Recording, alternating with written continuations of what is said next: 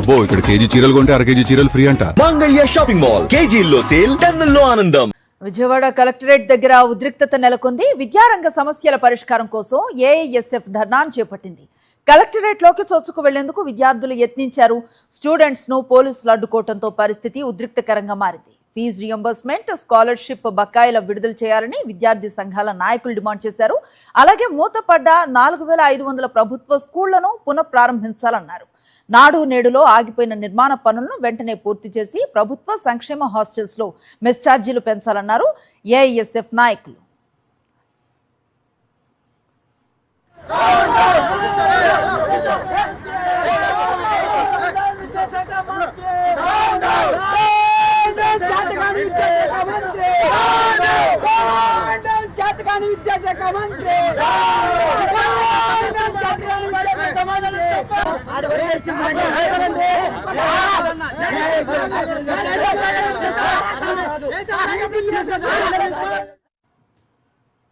మరింత సమాచారం మా ప్రతినిధి సురేంద్ర అందిస్తారు. విద్యారంగంలో నెలకొన్న సమస్యలను పరిష్కరించాలని ఏఎస్ఎఫ్ రాష్ట్ర వ్యాప్త ఆందోళనకు దిగింది. ఇప్పటికే రాష్ట్ర వ్యాప్తంగా అన్ని జిల్లా కలెక్టరేట్ల ముందు కూడా ఆందోళన చేశారు. తమ సమస్యలు పరిష్కరించాలంటూ కూడా డిమాండ్ చేసిన పరిస్థితి.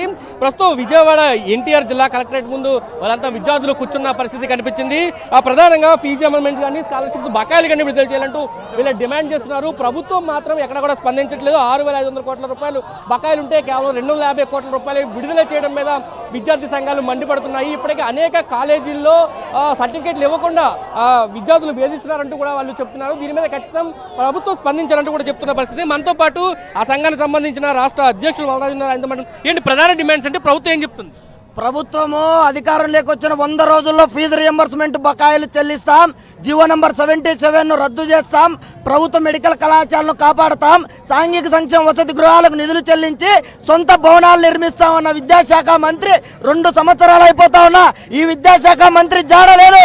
ఇవాళ సాక్షాత్తు అదే అధికార పార్టీకి సంబంధించిన ఎమ్మెల్సీ ఇవాళ ఎస్సీ ఎస్టీ బీసీ హాస్టల్లో వసతులు లేవని చెప్పి అక్కడ రాయలసీమ జిల్లాలో పక్కన మాట్లాడుతూ ఉన్నా ఈ విద్యాశాఖ మంత్రికి కానీ ఈ కూటమి ప్రభుత్వానికి కానీ ఇవాళ చీమ గుట్టినట్టు కూడా లేదు. ఇదే రియంబర్స్మెంట్ బకాయిలు చెల్లించని కారణంగా, ఇదే మెడికల్ కళాశాలలు పూర్తి చేయని కారణంగా, ఇదే ఎస్సీ ఎస్టీ మైనారిటీ సంక్షేమ వసతి గృహాలకు నిధులు చెల్లించని కారణంగా పెండింగ్ లో ఉన్న బకాయిలు, వసతి గృహాలు, టీచర్లు, లెక్చరర్లు, అదేవిధంగా ప్రొఫెసర్ పోస్టులు ఖాళీగా ఉండడం వల్ల ఏ విధంగా ఈ రాష్ట్రంలో ప్రభుత్వ విద్యను, ఉన్నత విద్యా రంగాన్ని కాపాడుతా విద్యాశాఖ మంత్రి అని చెప్పి మేము ప్రశ్నిస్తా ఉన్నాం. అన్ని చోట్ల ఆందోళన చేస్తున్నప్పటికీ ప్రభుత్వం నుంచి స్పందన రావట్లేదు. ఇప్పుడు 4వ మీరు ఆందోళన చేస్తున్న పరిస్థితి.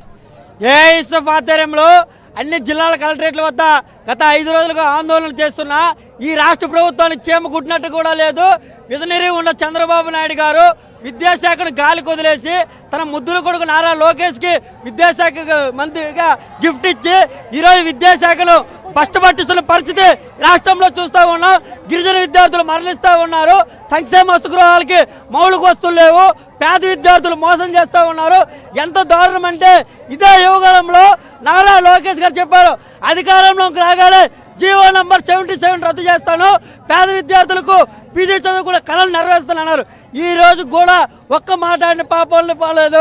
నారా లోకేష్ రాజీనామా చేయాలంటూ డిమాండ్ చేస్తున్నారు. ఇప్పటికే ఫీజు రియంబర్స్మెంట్ బకాయిలు పెద్ద ఎత్తున్నాయి, అవన్నింటిని కూడా విడుదల చేయాలి, విద్యార్థుల మీద ఒత్తిడి తీసుకొస్తున్న కాలేజీ మీద చర్యలు కూడా తీసుకోవాలి, నాడు నేడులో ఆగిపోయిన ఏవైతే స్కూల్స్ ఉన్నాయో ఆ స్కూల్స్కు సంబంధించి పనులన్నీ కూడా పూర్తి చేయాలంటే డిమాండ్ చేస్తున్నారు. ఒకవేళ ప్రభుత్వం స్పందించకపోతే కనుక తమ ఆందోళన మరింత తీవ్రతరం చేస్తామంటూ ఏఎస్ఎఫ్ నాయకులు అయితే హెచ్చరికలు జారీ చేస్తున్న పరిస్థితి విజయవాడలో కనిపిస్తుంది. కెమెరా పర్సన్ వెంకటతో కలిసి సురేంద్ర, సాక్షి టీవీ, విజయవాడ నుంచి.